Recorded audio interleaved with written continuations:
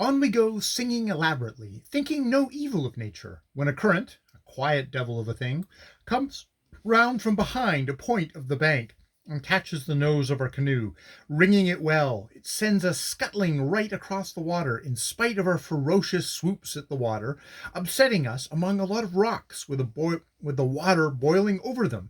This lot of rocks being, however, of the tabletop kind, not those precious close-set pinnacles rising up sheer out of profound depths between which you are so likely to get your canoe wedged in and split. Up to our knees in water, then nearly tears our legs off, push and shove the canoe free, and re-embarking, return singing, "So, sir," across the water, to have it out with that current. We do, and at its head find a rapid, and notice on the mountainside a village clearing, the first sign of human habitation we have seen today. Above this rapid, we get a treatment of still water, the main current of the Ogwe flying along by the south bank. On our side, there are banks with their graceful sloping backs and sudden ends, and there is a very strange and beautiful effect produced by the flakes and balls of foam thrown off the rushing main current into the quiet water. These whirls among the eddies and rush backwards and forwards, as though they were still mad with wild haste, until, finding no current to take them down, they drift away into the landlocked bays, where they come to a standstill, as if they were bewildered and lost, and were trying to remember where they were going to and whence they had come. The foam of which they are composed is yellowish white, with a spongy sort of solidity about it. In a little bay we see 8 native women, fans clearly, by their bright brown faces, and their loads of brass bracelets and armlets. Likely enough they had ankles too, but we could not see them, as the good ladies were pottering about waist deep in the foam-flecked water, intent on breaking up a stockaded fish trap. We pause and chat, and watch them collecting the fish in baskets, and I acquire some specimens, and then, shouting farewells when we are well away in the proper civil way, resume our course.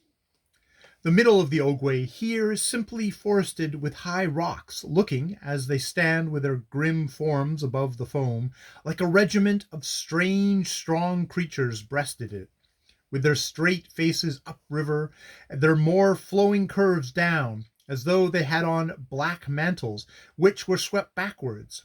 Across on the other bank rose the black forested spurs of Lomba Njaku. Our channel was free until we had to fight round the upper end of our bay into a long rush of strong currents with bad whirlpools curving its face. Then the river widens out and quiets down, and then suddenly contracts, a rocky forested promontory running out from each bank.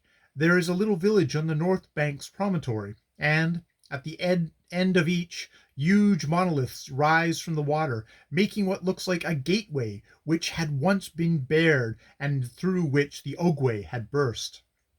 For the first time on this trip, I felt discouraged. It seemed so impossible that we, with our small canoe and scanty crew, could force our way up through that gateway, when the whole Ogwe was rushing down through it.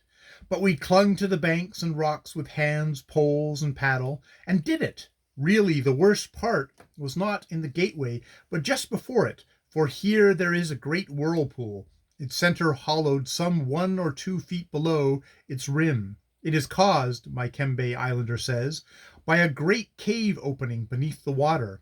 Above the gate, the river broadens out again, and we see the arched opening to a large cave in the south bank. The mountainside is one mass of rock covered with the unbroken forest, and the entrance to this cave is just on the upper wall of the south bank's promontory. So, being sheltered from the current here, we rest and examine it leisurely. The river runs into it, and you can easily pass it at this season, but in the height of the wet season, when the river level would be some 20 feet or more above its present one, I doubt if you could.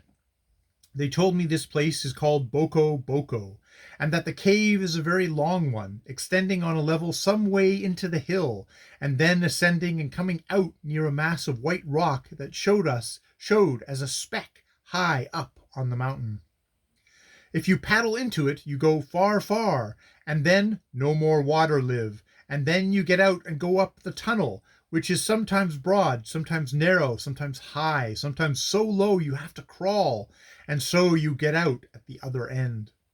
One French gentleman has gone through this performance, and I am told found plenty bats and hedgehogs and snakes. They could not tell me his name, which I much regretted. As we had no store of bushlight, we went no further than the portals. Indeed, strictly between ourselves, if I had every bushlight in Congo Francais, I personally should not have relished going further. I am terrified of caves. It sends a creaming down my back to think of them.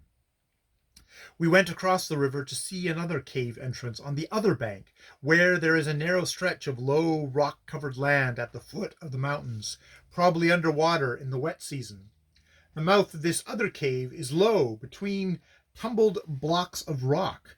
It looked so suspiciously like a shortcut to the lower regions that I had less exploring enthusiasm about it than even about its opposite neighbor, although they told me no man had gone down them thing.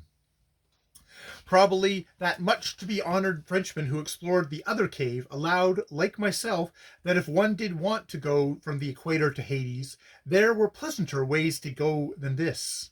My Kembe Island man said that just hereabouts were 5 cave openings, the 2 that we had seen and another one we had not, on land and 2 under the water, one of subfluvial ones being responsible for the whirlpool we met outside the gateway of the Boko Boko. The scene above Boko Boko was exceedingly lovely, the river shut in between its rim of mountains. As you pass up, it opens out in front of you and closes in behind, the closely set, confused mass of mountains altering in form as you view them from different angles, save one, Kangwe, a blunt cone, evidently the record of some great volcanic outburst, and the sandbanks show again wherever the current deflects and leaves slack water, their bright glistening color giving a relief to the scene. For a long period we paddle by the south bank and pass a vertical cleft-like valley, the upper end of which seems blocked by a finely shaped mountain, almost as conical as Kangwe. The name of this mountain is Nyoko, and the name of the clear small river that apparently monopolizes the valley floor is the Ovata.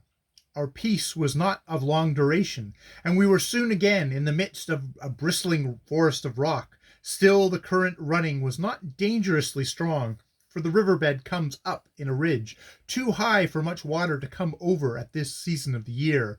But in the wet season, this must be one of the worst places. This ridge of rock runs 2/3 across the Ogwe, leaving a narrow, deep channel by the north bank. When we had got our canoe over the ridge, mostly by standing in the water and lifting her, we found the water deep and fairly quiet.